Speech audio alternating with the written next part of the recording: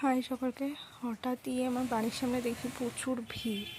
তো গিয়ে দেখি এই দাদাভাই, শম্ভু দাদাভাই দণ্ডি কাটতে কাটতে কেদারনাথ যাবে। পাদুরিয়া থেকে দণ্ডি কাটতে কাটতে আমাদের হাটধোবা অবধি এসছে।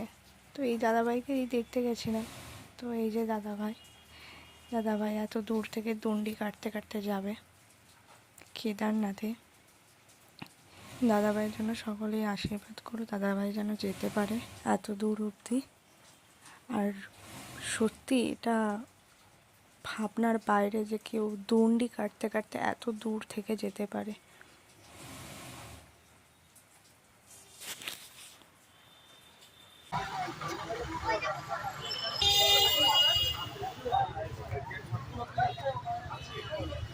তো কালকে যেহেতু সন্ধেবেলায় দাদাভাই এখানে এসেছিল, তো সবার কাছে শুনলাম আর দাদাভাইয়ের মুখেও শুনলাম যে দাদাভাই আজকে আমাদের এই হাটধোবার এখানেই থাকবে, আমাদের এই স্কুলে।